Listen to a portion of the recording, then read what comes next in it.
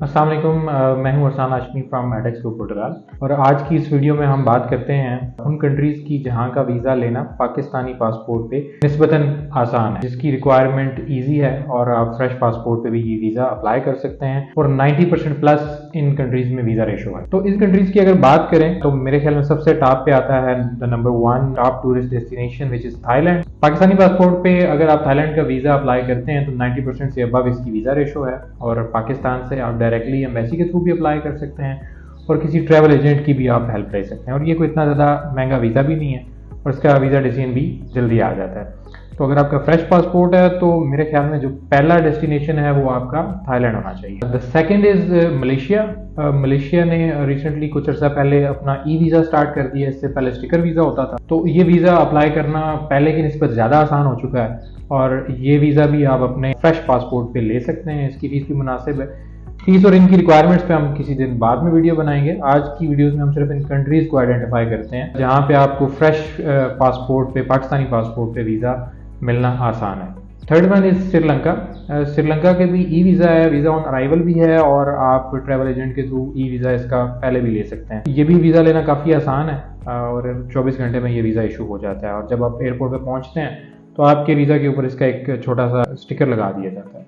The fourth is Singapore और Singapore का visa एक काफ़ी वैल्यूएबल वीज़ा और फर्स्ट वर्ल्ड कंट्रीज़ में ये मुल्क आता है और काफ़ी अच्छा कंट्री है। ट्रैवल हिस्ट्री के लिए भी बहुत ज़बरदस्त है और फॉर द टूरिज्म पर्पस भी बहुत अच्छा है। और ये जो टॉप के 4 कंट्रीज जिस पे हमने बात की, थाईलैंड, मलेशिया, श्रीलंका और सिंगापुर, ये सारे कनेक्टेड हैं। मतलब ये है कि अगर पाकिस्तान से आप ट्रैवल करते हैं तो एक टिकट के साथ आप इन सब मुल्कों को आपस में विजिट कर सकते हैं। इनमें बाय बस भी रूट्स हैं और डोमेस्टिक फ़्लाइट्स भी हैं। तो फ्रेश पासपोर्ट पे ये रिकमेंडेड है कि आप सबसे पहले इन 4 मुल्कों के ही वीज़ा लें और आप एक टिकट में इन सबको विजिट भी कर सकते हैं और आपका जो पासपोर्ट है उसकी वैल्यू भी बहुत ऊपर जा सकती है इसके साथ। द फिफ्थ इज़ अज़रबैजान, जिसका कैपिटल बाकू है। बाकू ज़्यादा मशहूर है, अज़रबैजान का नाम कम लोगों को पता होता है और पाकिस्तानी पासपोर्ट पे इसका वीज़ा भी आप 2 से 3 दिनों में हासिल कर सकते हैं। इसकी फ़ीस भी काफ़ी मुनासिब है। PKR में शायद 10,000 तक होगी या इसके करीब करीब होगी। ये भी तकरीबन हर पासपोर्ट पे ये वीज़ा इशू हो जाता है। मैंने आज तक इसका किसी का रिजेक्शन देखा नहीं, लेकिन ये एक अलग डेस्टिनेशन है तो ये ऊपर के जो 4 ममालिक हैं उनके साथ क्लब नहीं हो सकता, लेकिन ये जो 6th डेस्टिनेशन है टर्की, उसके साथ आप क्लब हो सकता है। तो अज़रबैजान और टर्की आप इकट्ठा ले सकते हैं और इकट्ठा ट्रैवल भी कर सकते हैं। तो बेसिकली ये 6 वो ममालिक हैं जिनका वीज़ा आप आसानी से ले सकते हैं। लेकिन अगर आप ये इसी ऑर्डर में चलेंगे जिस तरह से हमने, जिस तरतीब से हमने बात की है, थाई, मलेशिया, सिंगापुर, श्रीलंका और फिर अज़रबैजान और टर्की, तो ये वीज़ा लगने के आपके जो चांसेस हैं फ्रेश पासपोर्ट पे वो 90% से ज़्यादा हैं।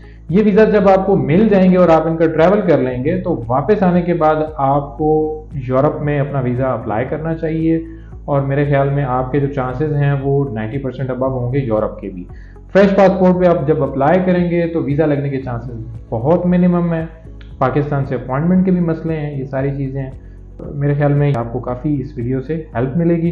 और ये 6 कंट्रीज़ की अगर हम बात करें जो मैंने वीडियो में बात की, जिन सब कंट्रीज़ की, इस पे अगर आप विजिट करते हैं, वीज़ा, कास्टिंग, टिकट, ट्रैवल, मेरे ख्याल में ये 10 लाख या 10 लाख से भी कम आपका खर्चा आएगा।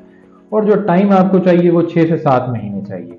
6 से 7 महीनों में अगर आप ये ट्रैवल हिस्ट्री बना लेते हैं और ये पैसा आप अपने आप पे खर्च कर लेते हैं तो इसके बाद शायद 1-1.5 लाख रुपया और लगा के या मैक्सिमम 2 लाख रुपया और लगा के आप शेंजन का वीज़ा हासिल कर सकते हैं। तो बेसिकली शेंजन वीज़ा लेने और यहाँ पहुँचने तक आपका अप्रॉक्सीमेटली, अगर हम आज की बात करें मई 2024 की, तो 12 लाख में आप खुद पहुँच सकते हैं और ये सारा पैसा आपके अपने ऊपर लगेगा।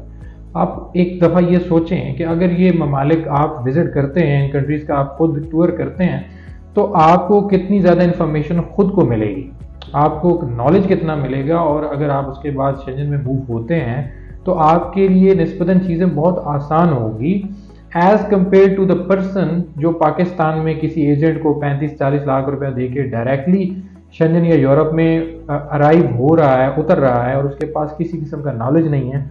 उसने ज़िंदगी में एयरपोर्ट भी पहली दफ़ा देखा है। उसके और आपके एक्सपीरियंस में ज़मीन आसमान का फ़र्क होगा। तो अगर आप वो कास्ट इसमें एक्सक्लूड करें तो इस हिसाब से आप 20 से 25 लाख रुपया बचा रहे होंगे, सेविंग में होंगे और आप 100% लीगल तरीके से यूरोप के अंदर आ सकते हैं। और फिर यहाँ पे आने के बाद बाकी फर्दर कोई भी प्रोसेस कर सकते हैं, उस पर हम नेक्स्ट बात करेंगे।